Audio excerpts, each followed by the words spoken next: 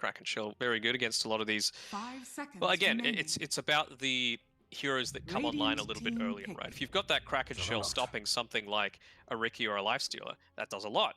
But Juggernaut is kind of in a similar boat. Super early timings, but he can also transition to the later stages, and he's going to take a huge bonus from that Empower as well. Radiant So team yeah, back. pretty balanced. Man, this is just going like a rocket, this draft. Just back and forth, not using up too much reserve time. I like the Terrorblade. What's he going to be leaning into? A Viper and an Earth Spirit. Yeah, I guess they don't really have too many ways to get onto him, at least when he's in meta form. But when he's out of that, he's going to have a 10 rough time. seconds remaining. Yeah, that's what I was just thinking. Like, you're going to Oracle support TB without meta.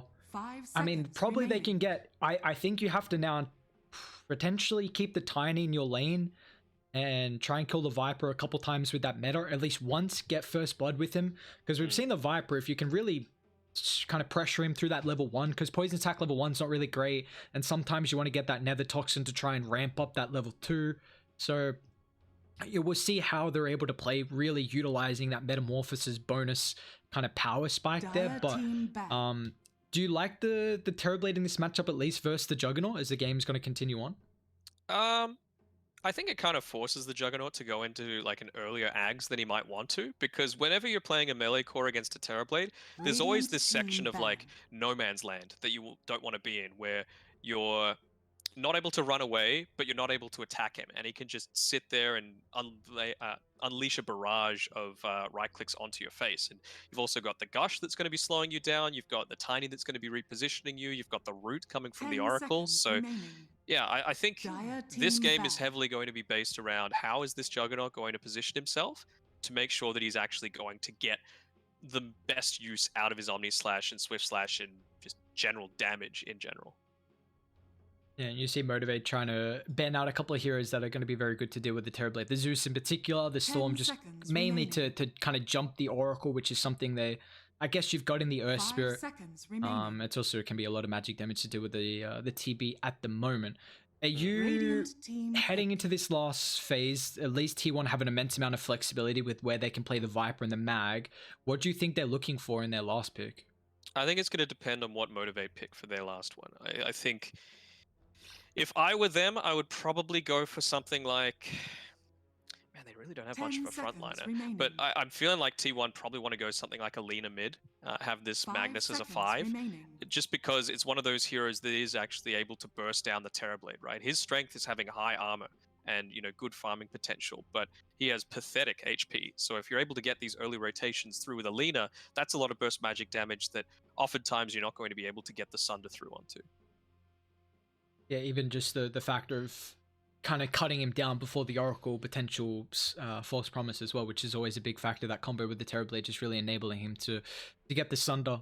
But Motivate, I mean, they've got a little bit of flexibility with the Tiny. We'll see what they go for. They Invoker. Okay, so you brought this up last game, the good old kind of last pick Invoker potential, the 9th, 10th pick Invoker, which they're able to provide, and we'll see how it's gonna play this game for them.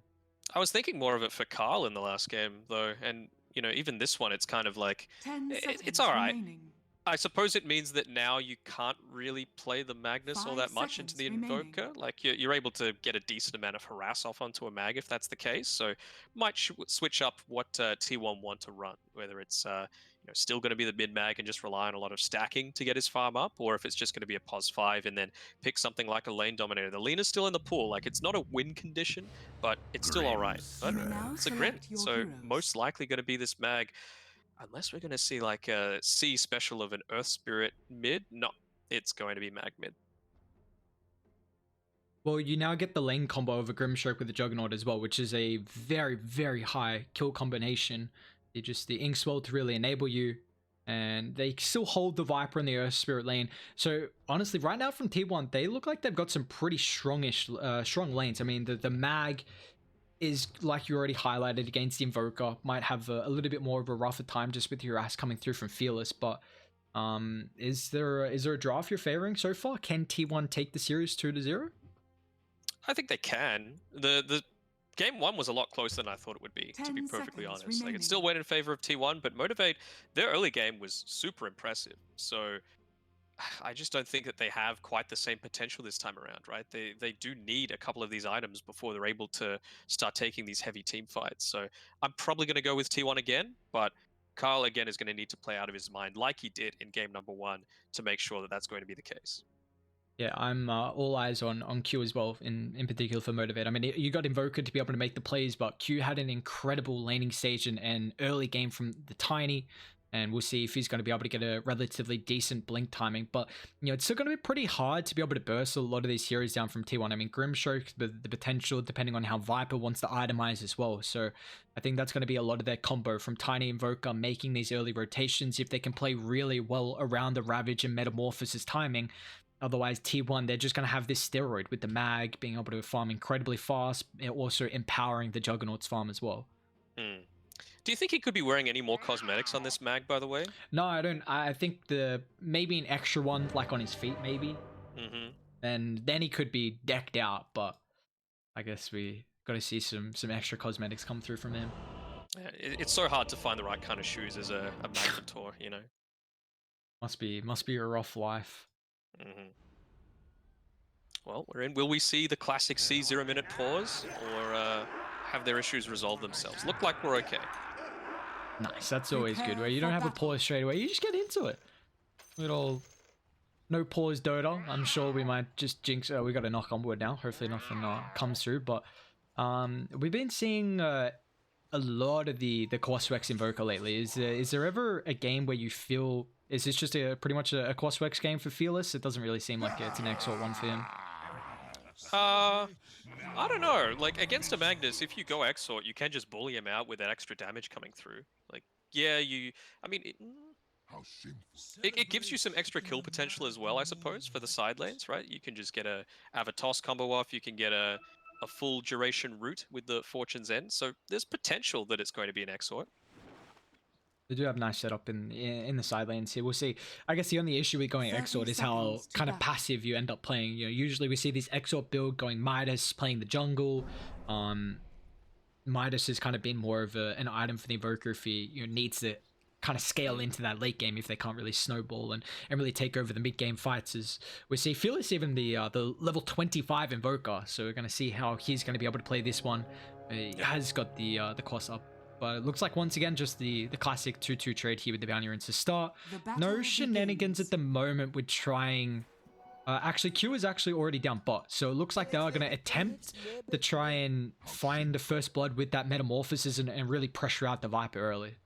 Mm-hmm. I think that's totally fine.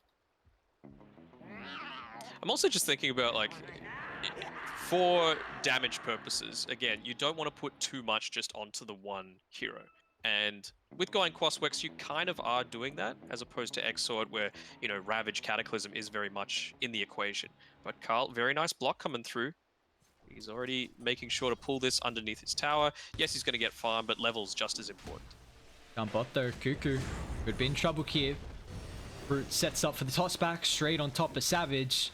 Cuckoo is falling incredibly low, and it looks like he's going to be the first blood here this game, as Savage will find it incredibly done. You already see Zephyr kind of setting up to try and get that drag, but he's also going to eat a relatively decent amount of damage here as well with the root and also the toss back onto the full creep wave. So Zephyr could be in trouble without having the roll on the last right click from Boombell. So once again, the start to the lanes here from Motivate, very nicely done from them.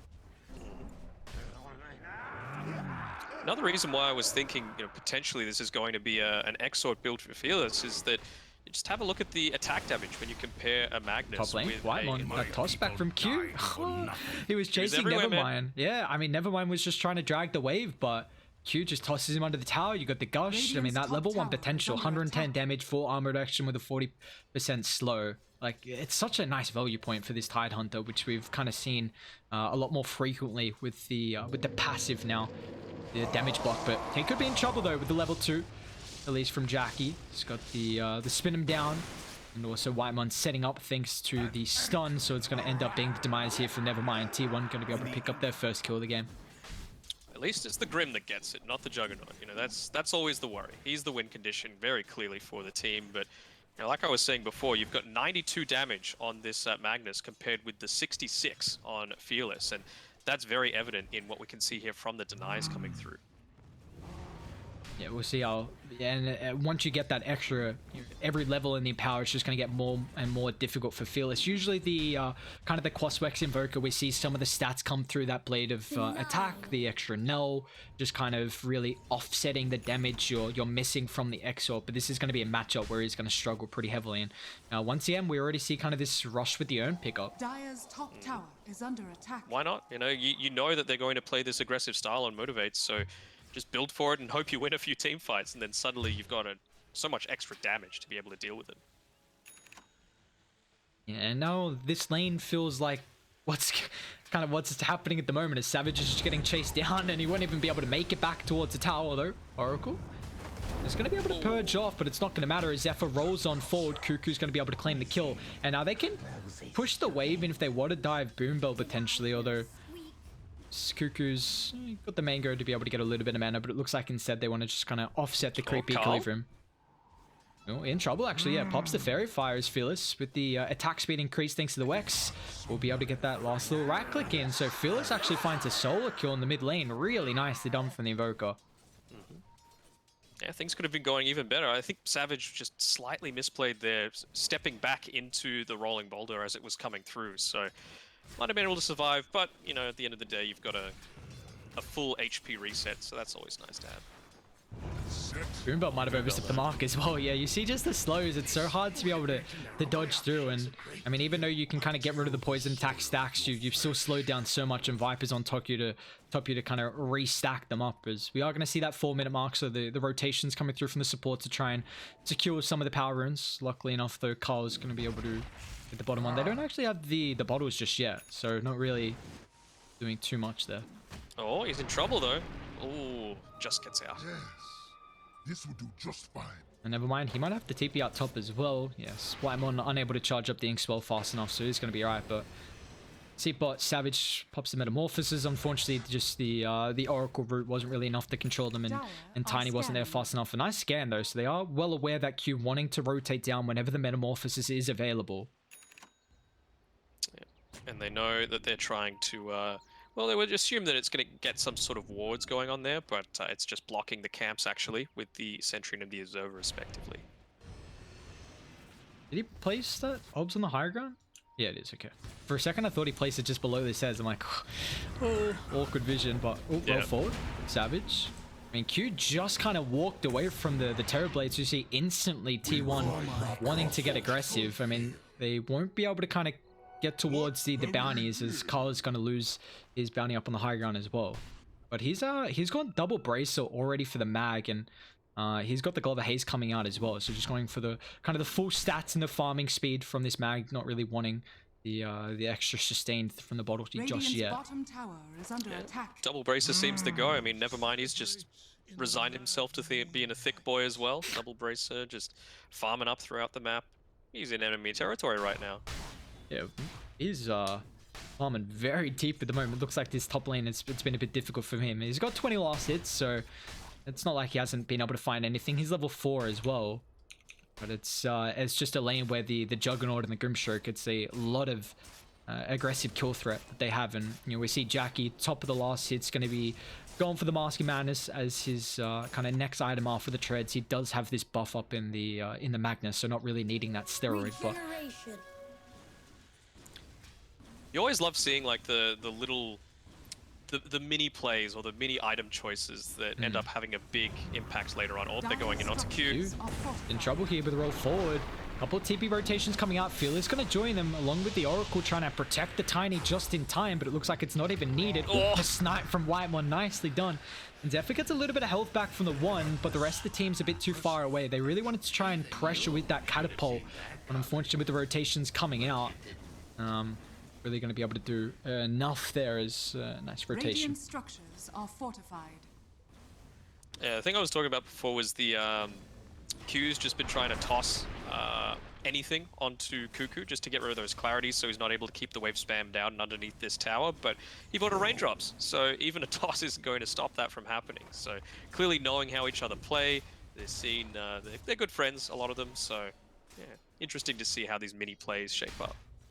And they're kind of aware of where Nevermind actually is farming at the moment. You saw the pings come through and now he's in trouble. It's going to be the target of the RP. Even with the skewer underneath the tier 2, you see that damage. He's trying to get towards the creeps, maybe get a last hit or even somehow a deny, but they're not going to allow him. As Carl will find that kill, drops the RP, and they're just, I mean, you take a look at top meanwhile though. Jackie's just putting a lot of pressure. They've got an aggressive ward as well to kind of enable the Jug from continuing to put pressure on the tier 1.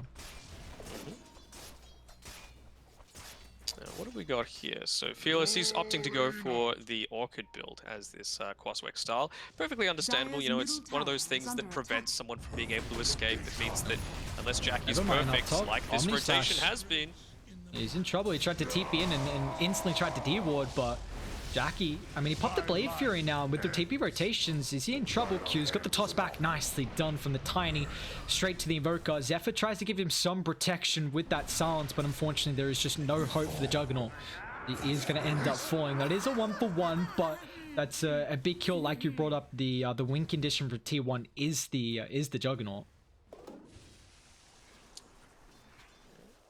We'll see how much that's going to impact them later on. You know, yes, it was a little bit of a deep dive, but Cuckoo's going to have a game this time around. You know, he's sitting 4th on the net worth charts, ahead of his mag, actually, and when you can compare off-laners, Tidehunter, he was just bullied out of lane entirely. Even the Oracle's actually got more net worth than the Tidehunter at the moment. So yeah, really showing the difficult lane that Nevermind had to go through. You see, he's even just continuing to try and get whatever he can out of the jungle at the moment. But this is, we see T1 going down to the enemy team safe lane, just going to start putting some pressure on top of that tier 1 tower. What have we got going on down here? It's just Jackie continuing to push in this bottom lane, take that away from them, and that means that, you know, plays like this from Nevermind, where he's just sitting back and passively farming, you're much more vulnerable to being ganked. How do you feel this laning stage or early game is kind of going for Motivate at the moment? Do you still feel like they're pretty reliant on the, I guess, Q and Fearless making the plays? Because it feels like they're pretty cooldown reliant on the Terrorblade and Fired. Yeah, I mean, the laning stage has gone okay, but the big thing for me is the Magnus. Generally, if you're picking a Magnus mid, you're wanting him to be the top of the net worth, just because of all of his self-improving farming capabilities. Against a ranged hero like an Invoker who's able to put a lot of harass in onto you, yeah, it's going to be a little bit tougher, but I still think it's relatively even from both sides. The big difference is that T1 was actually able to take a tower, and it's only now at the 10-minute mark that Motivate are able to do so. So they're going to be able to just guarantee the couple of bounties on the right side. Even got a DD rune here that Jackie might be picking up. No, it's going to go to Carl instead. Wyman just got a triple stack through the jungle, and we just saw them kind of claim the ancient and the hard stack as well around that area. So just a lot of steroids just kind of enhancing their farm. And you know, we do see though Terrorblades had a very good time at the moment. Savage top of the net worth. Looks like they're trying to attempt something up top. They've got a ward kind of around the outpost area, so they do see Whitemon's positioning. Yeah, one of my favorite wards. You know, so few times people opt to de-ward that because it's right next to the outpost. It's not super value. Mid lane though, Carl's in trouble. Doesn't have the skewer available, unfortunately. The team's coming over, but he can't even drop the RP as well. Savage pops the meta. Now it's just going to force back tier 1. And now with this Metamorphosis popped and everyone here Radiant, they're going to try and look to fight. They've got the Ravage timing as well. And it's... Do T1 have the damage to go through at the moment? Cuckoo's going to try and TP in. Only 1 point in the Nether Toxin, but he drags off the creeps. It looks like regardless, Radiant, they don't really care though. Yeah, if you pop in the meta, you're always going to commit to this sort of thing, and now they're going to start invading. Take away, well, no stacks on the right side, I don't believe, but quick smart, they're going to need to make a rotation through to their own jungle on T1 and make sure they deal with this before TB and Tidehunter are aware. And they're actually smoking up. They believe they saw Fearless here, so he could be in trouble. See if he's going to end up showing that move up on the high ground. And yeah, he's in trouble. Cuckoo. Atos sets up for the roll. You got the combo with the follow-up on the Ink Swell as well. So very nicely done from T1. That's a big kill on Fearless, who had a bit of a spree. That's 366 gold going towards Cuckoo. And I wouldn't be surprised seeing T1 if they want to try and... I mean, you still got the mag and the Jug who wants to continue farming with this Empower, but you know the Metamorphosis is on cooldown, so it is a lot of the damage from Motivate at the moment. Yeah, I mean... To be fair as well, what items have they got coming out to the Magnus? Is it going the Echo Saber? Looks like it. Yeah. Therefore? So, I'll hurry my foe to a spiky end. Yeah, it does look like the echo's coming out now for the mag. So we So already he's just see. he's just continuing on farming, and if there's a fight that suits him, it's so weird seeing this style of thing, right? Normally you're like, well, Radiant's top tower the is under pacemaker attack. is going to be the mid laner, but Carl, he's going a super greedy defensive build where he's just going to sit back and farm, and Jackie's doing the exact same thing. Their farming patterns, they're intertwining a little bit so that they can get the empowers off, and it's putting a lot of emphasis onto the support duo in particular from T1, but they're doing a great job. You know, the fact that it's still 7-7 right now means that they have been putting in a body of work. Yeah, Q could be in trouble down bot though. It looks like the Omni Slash just going to get dropped from Jackie. They saw this Tiny going an extra wave and they're wanting to look to punish that, as we haven't really seen the Tiny. I mean, last game he had an incredible performance throughout the laning phase and the early game. Unfortunately, you know, this Blink looking like it's going to be a little bit later than what he was hoping. Radiant's And especially if bottom tower T1 keep is under hunting him attack. out like that. It's just more efficiency across the board, really. Like, this Invoker, it's the struggle to getting to that first big item in that Orchid, and then is when they're going to start making a move on Motivate. But is it just going to be a matter of too little too late? Cuckoo That down empower. bot. He is duking around the tree line here. And looks They like got he's the actually going to be scan. fine. Will Do they they want to use it? drop it though? Q's still kind of thinking he Dyer's might be top here. It looks tower. like he actually might run into him. Cuckoo's going to try and turn and find Fearless. With the Avalanche Toss combination, it looks like Cuckoo's going to pay the price, and Fearless, he can just hide himself up and invis, although Cuckoo's still turning on Q, who's taking a lot of damage, even has to commit the false promise to make sure he doesn't die there through the poison attack. But meanwhile, it does kind of free up mid, where we see Dai thinking about trying to walk up and maybe put a little bit of pressure on the tower, but instantly the tide TP's in and being this guardian that the tanky boy can be. On which to hoist them. I'm liking how they're going to be synergizing their item timings, though. It's only about 700 gold away from the Blink Dagger. Not often you see that as the first big item for a Tide Hunter anymore. You know, you often see the Greaves or Vlad's or something along those lines, but he's going to be getting it around the same time as this Orchid. Orchid's just coming out for the Invoker now, Radiant so are scanning. we'll see what they opt to do. Whether it's, you know, prioritize a bit more farm towards Nevermind, while the Orchid on the Invoker, they just try and scout out and get kills on his own with the Oracle and the Tiny. What are they going to do? What's the big call coming through there? That's what's going to decide this next 2 minutes or so. Yeah, we're about to have the bounties come up as well, so we'll see if there's any rotation through them. It looks like Dai trying to sweep through that bottom side, just make sure Radiant aren't thinking about contesting it, as Radiant just going to control up this top side of the map. Looks like it just will be the 2-2 a piece with the bounties, but it's just another kind of farm fest mode. I mean, we've got 16 kills, 15 in, but yeah, with the mag lineup, you're kind of expecting not as much aggression as some other games. It's C-Dog though, you know, you're always going to get aggression coming through. And that is is true. very close to the Blink Dagger as well on Q. So a couple of Blink Daggers coming at exactly the same point in time is going to be a big power spike for Motivate. So it's just about defending this mid-tier 1 tower, you would think, as the priority for them. But Siege Creep's already here, so maybe T1 will opt to fight around that, and the smoke starts to come through. Jackie, Zephyr, Cuckoo, they're all coming. Yeah, Q. He's in trouble here. He's got Boombell on the back line. The false promise is available if they want to chuck it out. Tide just picked up the blink as well to counter initiate. Never mind. Needs to try and find the angle, but it's a little bit hard. Jackie protected with the magic immunity. So they'll clean off the Tiny, but on top of the back line, K with the blink forward finds the RP. It's on top of the Tide Hunter as well, so we can't counter initiate. Boombell protects up Fearless, but they've got the vision to be able to chase him down. And they're all in trouble at this bottom side as Fearless actually gets a decent amount of health back here. And Jackie actually wants to turn his attention, try and Boombell as he disengaged away from the Invoker. Now Savage is showing up with the Metamorphosis as well, along with this Alacrity, so they could be in trouble. Try and play around with the Ironwood tree, but man, T1 very nicely done from them. They get 3. The Ravage from Carl on top of the back, finding 2, but Quick Fingers from the Oracle does keep the Invoker alive. Quick Fingers, and he also had the reason he lived is he had a Toss health back. bug. Q is going to be able to find Cuckoo, where Savage is set up with the Metamorphoses, so got a little bit of revenge. Looks like T1 weren't able to retreat fast enough there. Yeah, he had the health potion on the Oracle, that's why he was able to live throughout the false promise. Always good to keep a couple there. You can see he's just purchased up another one for the next team fight. But Cuckoo's understanding. He already had a courier there in Roche waiting for Radiant to walk in. And, I mean, Viper's down for another 10 seconds. Whitemon can definitely scout out. And it looks without the Metamorphosis. Do they still want to stay, though? They don't have any life still at the moment. Savage can sunder out, but this could be a difficult fight for them to take. Yeah, I think the incentive for that is that you just saw the Omni-Slash use, you saw the RP use, so it's like, well, what are we really scared of? But meta being down is just big of a deal. So, T1, they've...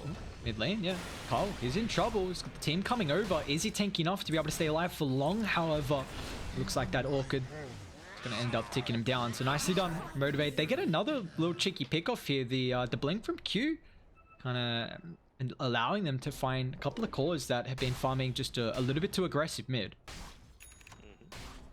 I was thinking maybe that would be the trigger for them to go Roche even without the Metamorphosis, you know, knowing that there's not going to be a Magnus for the next 40 seconds, but still opting to farm might be the death of him though. We can see the support duo starting to rotate up here, and Zephyr, he has been really effective so far this game in getting the silences onto the backlines, but no backline to speak of.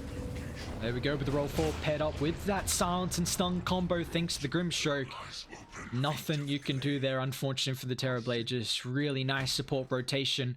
It looks like Fearless is looking to try and punish with the wrap coming through from Q, but again, this Warden Sentry giving them a lot of information at the moment from T1, and they might actually look to bait with the TP rotation. Carl's in. They've got the RP as well. Let's see if they group up. They're going to be careful. Whitemon straight onto the backline with the silence. They do find the Earth Spirit kill, but now it looks like the Evoker's in trouble. Carl's going to drop the RP. Q will scurry off to the northern tree line, but they got the core and the Invoker, which is exactly what they wanted.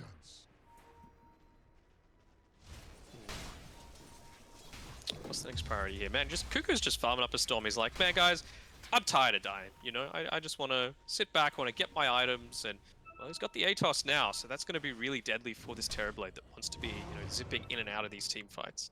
Oh? He's going to be able to blink forward. Savage has got this meta now, and it looks like Carl could be in trouble. Gets a little bit of distance with that skewer, but the root holds them both in. Now Jackie coming around as well with the Omni-Slash. Going to get tanked up a little bit thanks to Terrorblade Illusion. Looks like Boombell falls, but now with the counter initiation, never mind. Nice finds a Ravage on top of 4. Straight on top of the Terrorblade as well, so he's going to be able to siege him down with the Metamorphosis here. Jackie runs into the Sunstrike, but the damage is enough. He's only got 2 points up in that Sunstrike. And now Cuckoo sundered up. Roll 4 from Zephyr, but it looks like Cuckoo's in trouble. And now Radiant, they're just going to brute force him down. And nice attempt with the blink to kind of body block up that roll, but unfortunately they won't be successful at doing so. They will be able to get both outposts, it looks like. So a nice fight here from Motivate with that Metamorphosis, with the Ravage, and now they're going to walk into Roche. Fantastic team fight. Never mind making the perfect blink in to get the Ravage off. Yes, the Mantle was able to be used onto the Juggernaut, but Bill, he goes down, but it's just perfect combination of everything. Even the Sunstrike hit onto the spinning jug. Another one, Whitemon got the Glimmer. Q is just jumping left, right, and center here, really trying to pick anyone off who's pushed up a little bit too far. And we're seeing this, just the Roche is getting punished here as Motivate. They're going to be able to take it. It's taken a while though. Savage has fallen pretty low. And Diet, they got a couple of heroes up and available to try and contest this here, but Tiny, nice positioning. Savage, oh, he loses the Aegis instantly. And Q as well, force the skewer. Radiant, they don't have the numbers at the moment. Savage just tries to attempt the TP out. Do they have a cancel? They don't. A little bit too late there from Zephyr, but it looks like still they'll get at least the kill on Nevermind. So, I mean, that Roche wasn't worth it in the end. You lose the Aegis, you lose a lot of extra heroes as well, and doesn't look like so for Motivate. Man, it was a lot to commit onto that, you know. I feel like they got a little distracted by Zephyr just zipping through, grabbing the bounty runes. It meant that they didn't have the extra damage coming through from the Invoker. Yes, he's Quas Wex, but it's still a healthy amount of damage now that he's got that Orchid, and the Tiny as well, just sitting outside. Meant that it was just a little slow. Even 5 seconds is a big difference there in terms of everyone dying and, you know, even having the Aegis or not. Bot lane, they are setting up on Savage. Cuckoo was chilling in the trees, and with the rotations coming through from thanks to that tier 1 tower control, so unfortunately his spidey senses tingling. Savage is actually going to try and hold the high ground as they've got Ravage up soon, paired up with that Metamorphosis as well. What's the strat here? Are they going to try and walk past the secret shop first? Savage, he's got enough money to buy up that Skadi, but you don't want to really be taking a fight before that happens. Radiant's top Can they try and tower is burst down under attack. Cuckoo? Have it tossed a little bit off the mark. They still got the follow-up there with the Ravage. Now the Sunstrike as well. Doesn't find the connection. Cuckoo's going to fall. Zephyr doesn't get the roll away. He's still protected with the Glimmer Cape, and now with the Tornado from the backline, Fearless gets the angle to control up two, and now with the BKB pop from Carl, he's trying to find the opening of the RP. They're going to come back forward now with Jack in the buyback, skewers in. They're going to be careful because that shockwave drag back protects him. He's got the false promise though, but it looks like Terrorblade's still in trouble. Gets the Sunder out, but trying to turn on Jackie, who's going to end up falling, and now Carl's in trouble as well. Terrorblade's still going to pop after the false promise. Carl's trying to turn on top of Fearless, who's running very low on mana and that health as well. T1, can they continue forward? Carl got the blink, that Echo Saber to be able to find another. Could be in trouble with Q, but it looks like a quick silence going to be able to protect him against this MG.Trust, and Cuckoo's just cleaning up along with the rest of T1 as they take an incredible fight down bot. Tiny falls in the river. The double for Cuckoo, and that's a full team wipe as well.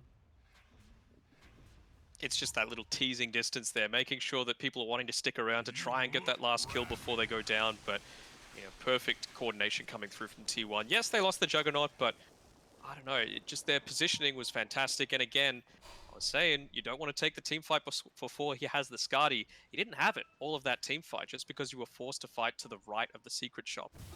So perhaps it might have been the difference. Maybe TB would have lived with that extra stats coming through from that. I don't think Oracle got the health pot off either, just not in range to do so. Yeah, it's a bit of a costly fight there for Motivators. T1, they're just going to be able to increase this net worth lead, and 6,000 for them, and we're just continuing to see it skyrocket as well, just thanks to this mag combo as well. I mean, unfortunately, the rest of the cores for Motivate, you do see Fearless, he's picked up the Midas, so really trying to keep up and scale into the late game, but they are severely lacking the farmers. Terrorblade's a hero who can eat up a lot of the map here. What's Juggernaut side of build? So he's already gone into the MKB, already has it finished up. It's not in my nature. And I can see why. Like they haven't really made too many aggressive moves right now on Motivate's side, and they don't exactly have the lineup to do so. So why not just play this style with the mag, with the Juggernaut, where you can sit back, get your items, and then when he does decide to fight, even though he's going to be a complete beast, it's just not going to be enough. Yeah, Jackie really starting to dish out the damage. We saw that last fight, but the Omni Slash was an immense amount there. I mean, this game kind of stalled out a little bit. Looks like both teams really trying to find that next kind of set of items here. There's a decent chunk of the gold in the bank right now for Mag, as Carl's going to be going for the Silver's Edge. Is there... what's a big timing key from Radiant? Because they do have their ultis available, the Ravage and the Metamorphoses. Do you anticipate them trying to make a play, or are they just going to stall this one out of it? I mean, what are they really lacking right now? I mean, you've got the Blink Dagger now on the Oracle, which is nice. You can stand well out of fights, make sure you're not being locked down by Zephyr, which I feel like has happened a couple of times. And you've also got the Yule Scepter, so able to place himself a little bit more aggressively here on Q. So I think maybe that's the timing that they're looking for, but at the end of the day, they're still kind of lacking. I think there's the Vlad's completed on Nevermind as well, so I think they're going to be pretty happy to move forward right now, but at the same time, BKB complete on Zephyr. You've got Cuckoo, who's now got his Boots of Travel, so he's able to roam around so much more. And yeah, I mean, there's not really too much the enemy team can do about it. Is that a Silver Edge as well, just being completed as well? I believe it is, yeah. So it's a lot of items getting picked up from either team. A little bit more kind of utility we see from the Radiant lineup, but the Yules, the Blink, the Vlads, Die, they get some of the big items here with the BKB and that Silver's Edge. And we see, unfortunately, that smoke up mid, Jackie wasn't able to find anyone, but they are really looking to pressure. Unfortunately, they don't really have any deep vision at the moment. Grim does have one Observe Ward, so we'll see where they want to try and place this, if it's going to be around the triangle to control up this area. Silver Edge complete, immediately pops it, and I think they might have spotted him out. Yeah, they did, with the Forge Spirit just walking past. So nicely done there by Fearless to make sure that that's not going to be in the equation. And immediate picks coming out as well, so they know he might be a little bit separated from the rest of his team. Making a bit of a move that way as well. Is Nevermind. Yeah, this coming out, they do have a ward kind of not on that high ground spot. A lot more more difficult to find the D ward there. hiding in the trees, but it didn't really provide the vision of the mag unless you Dire's top went tower forward is under through the river. attack. But you see the Terrorblade, just the nuisance that he is with shoving out these lanes. Jackie has to TP back, so now it's going to end up showing. And we'll see if Radiant want to try and do something. They've got the MKB picked up on the Terrorblade. Not something that you see all the time, but he's opted to go for the Blade Fury movement speed on the Juggernaut, just to... Top lane, Fearless. Gets to set up on top of the Earth Spirit, burns out all the mana as well, and Dire, they don't have the numbers to protect Zephyr, tries to pop the BKB into that roll. He's going to be able to stay alive, but it looks like, unfortunately, White One don't have the same fate there, but they do get, I mean, a kill, and then also that's a 10-second BKB charge from your Earth Spirit. Yes, they smoke up for it, and they don't pop meta, though. Nope. He's still safe for it. But yeah, not oftentimes you see the Blade Fury movement speed. I suppose that might be due to the thing I was mentioning before with the whole no man's land that you can get stuck in against a Terrorblade. You want to be able to close the gap or just straight up get out. The big thing is you just need to make a decision either way. You can't be caught in two minds about it. He's going Radiance, he queued it up. Oh, no, that's Nullifier. Oh, it's not even late. See, I could blame it if it was like a couple of extra hours in. I'm like, hang on, wait, he's not going Radiance, right? Am I seeing things? Magic damage jug. It's the way. Like, hang on a second, what's going on here? But in addition to that movement speed as well, the 8 armor from the level 20 talent is going to be super effective against this TB. You know, it's the extra couple of seconds that you need to live, and that'll be the difference between getting the Swift Slash off or not. See, Dire, looks like they're grouping up together at the moment if they want to try and smoke up, and they will. They'll put Carl on the front line. Radiant, they've got a nice observe ward by the mid lane here. So we'll see if Q's going to be able to pop the smoke with that vision advantage. Dire, they want to try and get this high ground control. Wrapping over. Drop their own ward as well. It is going to need a couple of sentries. Yeah, Carl with the blink forward, unfortunately. Doesn't want to dive too far. Boombell's posturing pretty aggressively down on top of the lane. Jackie dishes out the Swift Slash. They found Boombell. They're going to be careful. Cuckoo's actually stuck on the high ground as well, but it looks like Oracle's in trouble. Gets forced up down. Nevermind's going to be able to counter initiate with the Cataclysm. Look at the damage! The combo isn't enough to be able to continue forward through the rest of the fight. There was Jackie. Flanks too. Now the RP as well. The Terrorblade's in trouble. Savage might end up falling. They get the Grimstroke combo as well on top of the back. So controlling the Invoker and just continuously dishing out the damage as T1.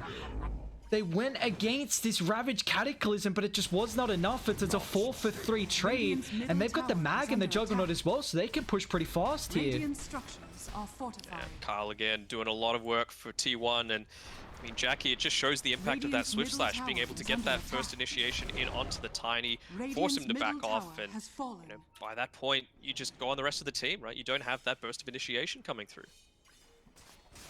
What a incredible attempt though, man. That the Cataclysm with the Ravage was almost enough for them to turn it, but unfortunately it just wasn't the reveal that could take that fight, and now you see T1, they've got a 7,000 net worth lead and starting to get set up. Roche going to be up in a minute here. Looks like Q should be able to at least guarantee that Motivate get one outpost as well.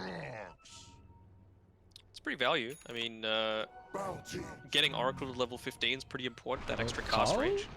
He really wants this bounty. Let's see if he can secure away and not have to commit the BKB. He'll be alright.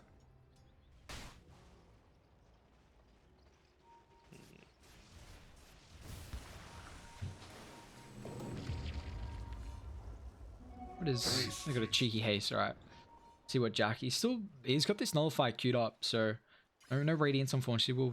The good old Nullify, but it's going to be very annoying for them to be able to deal with this game. Just the Dispel, that tiny defensive factor is not going to have a potential, I guess, a tied Ghost Scepter as well to keep in mind. It's a lot of respect being given to Q, the fact that you're essentially building an item for, yes, you can use it on multiple heroes, but I think he's the main target of it. And here we go. Roshan's up. Viper scouts it out with roll forward. Zephyr trying to find the opening, but now he could be in trouble. Doesn't get the perfect initiation. He actually finds the backline, which is the Invoker. With that protection, the BKB doesn't really have to worry. And Radiant, all their heroes aren't here at the moment. They chuck out the Cataclysm, but the damage is in there and now died. They want to continue for more with double Viper strike. Invoker just taking up all the damage. Unfortunately, that protection, the false promise isn't enough. And now Jackie comes out of nowhere. Swift Slash cuts him down. They get the Tiny on top of the high ground as well. So it's going to be a 3-for-1. As now they can fall back, claim the Roshan, which is going to be the second Rosh of the game here. So they get the Aegis, Cheese. Terrorblade's doing a decent job at trying to kind of give them some opportunity to get something out of the map with that tier 1 falling, but it's trouble looking for Motivate. Right now, he just wants stats. Like, he's already gone the Skadi, he's picked up the Reaver now, so a lot more durable to a lot of these engagements that are happening from T1. You could just see Zephyr, he's happy to throw his body in. He knows he's got the rest of his team backing him up, but is it going to be enough? Maybe might choose to move from the Imp Claw to something else when these next items pop up, but that's 5 minutes from now. And I'm sure that T1 are going to be looking to push their advantage with the Aegis before that happens. Maybe wait for the level 25 on Jackie, but other than that, can't think of anything that they'll be doing that's too passive. They've hit their timings. Is this a game where you think Motivate are going to be able to defend the high ground with the kind of the big team fight combo they have with the Tide and the Invoker, and just trying to defend and put Terrorblade with that Metamorphosis? Can they hold the high ground, or is this a game where just you've got Aegis, Jackie just slow siege, and unfortunately they don't have the lineup to deal with it? I mean, Oracle does basically nothing for a high ground defense. TB, he's okay at it, and Tidehunter's got one combination right now with the item build that he's opted to go. So I don't know. It's going to be a bit tough for them, and they're going to be assisted by the repair kit, but at the end of the day, it's rough, especially now that the Jug has just hit his level 25. Yeah, and you see how Dire kind of positioning up. I mean, they're just going to be able to get set up on this high ground push. Jackie can front line. Supports in the back, making sure there's no wraparound, and being able to find a multi-hero Ravage. They're going to go forward though with the Cataclysm. Mags falling incredibly low. Carl pops the BKB. They're going to try and turn on Nevermind now with the backline as well. Terrorblade pops that Metamorphosis, is going to be able to bring down the Earth Spirit. Can they reset the fight though as Cuckoo force stops outside the base? Q's still on top of him though, but meanwhile Jackie's just going to work. However, the Terrorblade still has his Sunder to be able to utilize, and they've already gone through the first life. Jackie pops the Blade Fury. Where's the fault control? At least they've got the Skadi slow, and he could be in trouble. He's going to try and deal with Nevermind. He gets rid of the Ghost Scepter, but still, this Terrorblade damage is through the roof. Pops out that Swift Slash, but it's not going to do anything as Savage tanks it up thanks to the creeps and the illusions as they hold the high ground. Nicely done from Motivate. I'm just going to call that a caster's curse. I'm surprised. Like they had everything at their disposal on T1. I think the big thing was the Magnus. He got the cheese off, but before the RP was able to come out, they were able to burst him down. So nicely done by Motivate to try and lock him down. I think it was full combination coming through. He was down to about 25% with the Ravage counter combo, and then back up to around I don't know, 60% with the cheese. But yeah, just able to be burst down beyond that with the Tiny. So good combinations together, good high ground defense, and let's see what they're able to get out of it. Is that just him getting punished from grouping up with the Jug there? Did you just have the Jug solo sieging and Mag trying to counter initiate? Is that just positioning, or do you not really care about the Mag there? I mean, honestly, you can just opt to let the Juggernaut solo siege that, right? Like, worst case, you just pop your Blade Fury and run away. You've gone for the extra movement speed talent so that you can do that, but what I'm interested in is what Terrorblade has queued up next. Ooh, Aghanim's, alright. See how... It's, we don't really... we saw this item get picked up a little bit through Southeast Asia a while ago, actually. They put a decent amount of emphasis on it. But then I haven't really seen it for a while. How do you feel about the Ags? I think it's a really good item when you've got the heroes to combine it with, and the big hero that I think in that scenario was Puck, but there ain't no Puck, so I'm just struggling to think what they're trying to do with it here. Is it just trying to create a little bit more space, allow the Tiny to get his second lot of spells off? Maybe that's the case. See how it's going to end up faring eventually, but Q's kind of setting up mid. The Cuckoo, he's got Wymon on top of the backline, but now with the Cataclysm, Cuckoo gets some distance with the Force Staff. Now he's going to try and look to turn, do a Scepter. Gets rid of the roll, but they've got the Nullifier to bring him down. Jackie just so much damage with that Swift Slash, and now it looks like Radiant, they need a retreat. They do have a higher ground ward, although it looks like now they're got? completely out there. Nevermind's actually going to TP out, so they leave Savage found alone. Savage. You've got to completely run back as a team here, as they're not going to do so. Boombell gets the ultimate, he's going to try and pop the fear, but it doesn't matter with the magic community. He's going to get dropped as well, but where's the heals coming through? As Savage, he's in trouble. The Ravage going to get him a little bit of space here. The damage is shining, but it's not enough. As Savage will fall, and Jackie, he can go to work. They get the Orc on top of the backline. He'll end up dropping as well. So it's a 1 for 2. Can they continue forward, however? Q's gonna try and find the counter initiation. He's got the blink up in a couple of seconds. Can they retreat? Carl's still got a little bit of health to work with as well, but with the dust coming through, he's gonna have to blink back, so Whitemon's in trouble. Actually, Q's able to find him as well. Toss straight on top of Cuckoo. Orchid a little bit too late. That Skewer's gonna provide the distance here. It looks like they want Cuckoo instead. So much damage coming through. And that's actually 4 down from T1. Yeah, their tower taking potential, not amazing without Savage, but the fact that they were able to clean up the rest of the team is amazing, you know? With 4 heroes that aren't known for their high damage potential, I have to give huge props to Savage there. I'm pretty sure that was a Manta dodge on the RP that he was able to get through that allowed them to burst down Jackie, because that fight is completely different if the Juggernaut lives. Carl, they're going to try and buy back and at least defend the high ground here. Get the kill on top of 1. That is a buyback on your Juggernaut though, so you need a little bit more out of it as Fearless protected with the BKB, but the crits. Jackie brings him down. So they hold the high ground. I mean, you lose your tier 3. The issue is you buy back on the Juggernaut, and Roshan isn't up for a while, so there is a big win condition now in Radiant. You know, they need to try and get the lane shoved out. Nevermind should be able to deal with top. So can T1 actually get anything out of this? They could. Mag's making a beeline for it. Q just doing his best to get rid of that creep wave. He does. He's going to TP straight back. Oh, never mind. He's in a whole world of hurt as Jackie's going to find him as well. He's got a buyback. Doesn't get the full wave, unfortunately, and they've already got mid shoved in regardless. So Radiant, they do have repair kit, right? Yeah, they do. So Tiny's got 3 charges available at the moment. Kyle just does so much damage though, even if the Jug's not there. Radiant's top barracks has He's just fallen. chunking it down. Radiant's top barracks are under And attack. realistically, you don't want to use this Radiant's buyback on top barracks the has Tide fallen. Hunter. He's still got 30 seconds until the Ravage, so I think that Radiant's might be middle what he's tower waiting is for. under attack. Yeah, they might just have to give up a second set of racks here. They'll pop the glyph. Q's going to try and toss back the mag, maybe force a BKB. Try and waste down a little bit of that health pool as well, as Cole isn't going to use either of them. So holds the skewer and this BKB, but he's got to be careful now through a follow-up, as you already see, just in case if they try and initiate at the end stage of that racks getting claimed with the Inkswell. But now it's 2 full sets of racks advantage here for T1.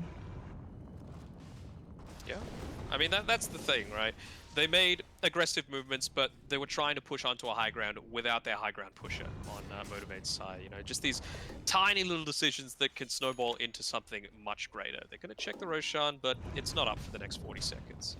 Luckily enough for Motivate. Oh, Yeah. Illusionist Cape, though, on the TB.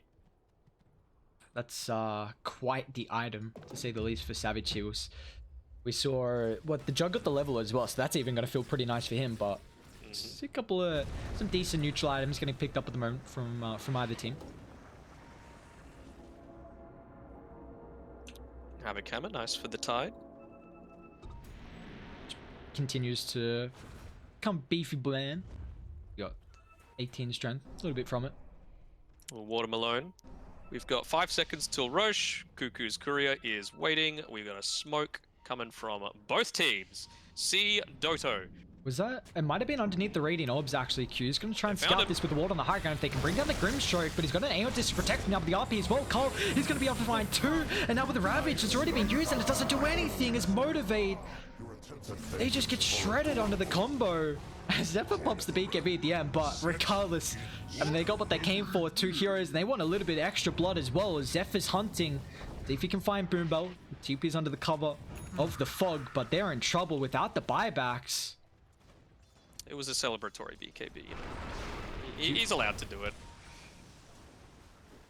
But yeah, just that Ravage being popped a little bit too early in the fight. You know, it's a slow traveling spell, so pretty easy for Kyle to respond with a BKB, and then suddenly it's all for nothing. Oh, See. look at this is ridiculous damage. We have such plans. Yeah, this is and Dire just throughout these fights, you see if it doesn't look like Radiant can stay alive long enough to get some of the abilities off with the You keep finding a couple hero RPs like that. Is down bot. Carl, he's got the Bizzle Blade as well. It's just going to skill back Q. And that nullifier, we've really seen Jackie get rid of the defensive factor of, you know, the Yules, the force on the Tiny, and then that Ghost Scepter as well from the Tide as well. Man, Tiny's pretty leveled, huh? He's nearly 25, ahead of Fearless. Oh, yeah. I was wondering why his death timer was so long. Yeah, he did buy back previously, but it's been, what, 5 minutes or so since he did? So... Yeah, he's actually... I mean, he's got, what, 4-8 and 17, 104 last hit, so... I guess his highest last hit out of the supports, but level 24 already. You wouldn't really expect, but Roshan's up. Third Rosh of the game. We got the Aghanims available here for Dire. Looks like Radiant unfortunately just going to try and have to deal with the waves, as Dire have got a incredible setup of the vision around the triangle pit. Radiant's courier has been killed. I want to know who's taken this this Ags. Could it even be the Grim? It is, yeah. He's going to Dark Portrait the TB. Well, that could be trouble. Could do a decent amount of damage. I mean, I think Jug just... Yeah, he just got the Ag's Blessing, so he's got his own Mag. Aghanims, interesting. One for the Mag there.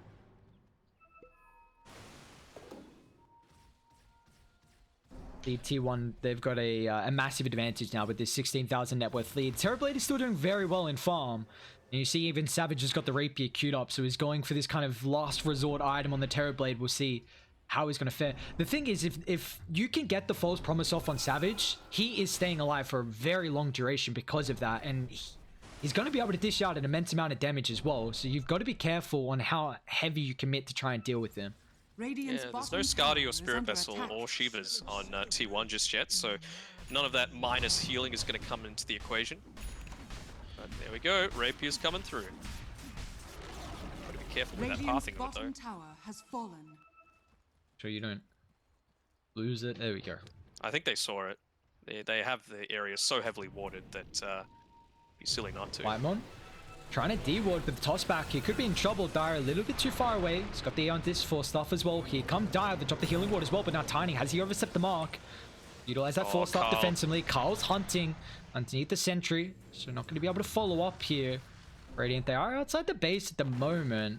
See Carl really antsy trying to find the initiation. Once again, they're going to try and attempt this with the toss back. They get the Hex instantly now with the Orchid as well. Carl has to stop the BKB. The cheese in the backpack. He just gets it in time. Sunstrike though, they might tank it up. It's off the mark, and now never mind with the Ravage as well. Just clips onto one. Carl's able to try and blink away, and they've committed incredibly far here. Can they continue forward? However, got to keep in mind Savage. He's got this Rapier, but if Dire just disengage, that is perfect for them. Ravage down, meta used. They're actually going to go back. Savage could be in trouble here. He's got to be careful. They sees that Dark Portrait, so it looks like he's going to be able to retreat away. Do they hold the high ground though, where Savage is set up with the ward? Oof.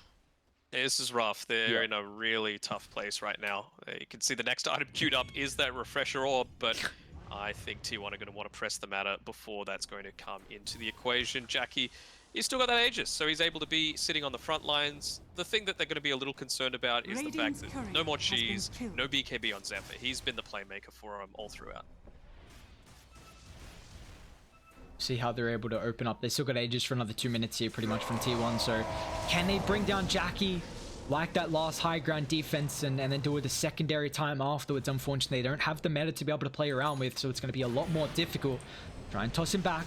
Jackie gets rid of the Orchid. Very far away from the team. He's got the Lotus Orb. It looks like Carl is trying to hunt as well, but at least Terrorblade making it very difficult to be able to find that blink initiation. Top of the glyph early. Carl's going to go forward now with the blink on top of the Abyssal Blade. Terrorblade's going to get 2 out top of the base. Even now with the Cataclysm doesn't do anything. They need to try and keep Savage alive though. He's going to try and turn. Pops the Satanic with the life steal, but the RP is going to fly through. Where's the False Promise? Is it going to be there in time? However, Terrorblade gets the Protector just in time, but it's not going to matter with the double toss. It's sending him away from doing any of the damage here. Now Savage could be in trouble. This Rapier on the decks. They deal with the Aegis, but he doesn't have a buyback. Mag's going to be able to steal it, and it looks like they're back in. Straight on top of the Tide Hunter. That's going to be 2 down from Motivate, and that just might be the series as well. They're tight. Gonna try and buy back. Tornado messes around with the tosses, so they're able to get the combo. Now, you gotta be careful though, because John, he doesn't have this second life. The Orchid is doing a lot of work. Once again, the toss back Q, nicely done. But Jackie inside the base pops that Swift Slash, finds one. That's a dieback for the Tide. Oh, Q's doing so much. Oh god, look at the damage. It's just gonna be Megas and the Invoker and the Tiny having to do it all for themselves here. Zephyr buys back along with the Juggernaut, but 3 heroes from Motivate do not have buyback in. How are they going to be able to hold this? They won't. Yeah, they Unfortunately for easy them. ends up. This looks like it's just going to be the series here as T1 will attempt another toss back, but Blade holds a Tiny. Meanwhile, Jackie just goes to work on the Invoker, all down from Motivate and along with the game and the series. As T1, they open up the group stages with a nice 2-0 victory. I mean, you have to feel confident with that, right? Like it was a dominant performance from start to finish. It felt like they had a better understanding of how they wanted to play their game, and they had this mid Magnus, but were never punished for it. You know, Jug and Mag were able to sit back and farm, whereas it was just TB on Motivate's side. And then at the end, yes, there was some good damage coming through with the Ravage Cataclysm, but unless it was the perfect one that got off, it just felt like they didn't have Plan B. It was just all in on this TB and wasn't enough in the end, unfortunately, for Motivate. Yeah, we saw a couple of those fights where the Ravage and Cataclysm kind of surprised them and was able to hold that one high ground defense in particular, but fortunately they just couldn't do it a second time. And it was really nicely played from T1. You saw instantly kind of when the Metamorphoses got used, that Ravage got used as well. They just knew all we got to do, let's double back, smoke up, see if we can catch someone out. If we don't catch someone, it doesn't matter because Motivate, they just blew all their load and now defending high ground is just maybe they can kill the Jug once. I mean, they got him a second time, but the cost was pretty much of mega creeps and a lot of buybacks, and it was just T1. We already brought up at the start of the series the synergy that this team has. I mean, it's pretty much the old Geek Fam roster minus the carry. So it's and Cuckoo kind of captaining them as well. It's their execution throughout the kind of mid to late game has really shined in this series. We saw Motivate had a very strong game 1 and game 2 laning phase, but then after that, T1 they just really took over. Yeah, and it's not like Motivate played super poorly either. It was just coming up against a really strong team where they've got a couple of new players that they don't quite have that same chemistry as this new T1 roster. So keen to see how they do in the later stages of this one, but that's it for our series number 1. Series number 1 now done and dusted as T1. They're going to be able to open that up with a 2-0 victory. We're going to have a short break, ladies and gentlemen, until we have another classic match. We're going to have TNC taking on Fnatic for our second series of the night. Don't go anywhere, guys. You don't want to miss it.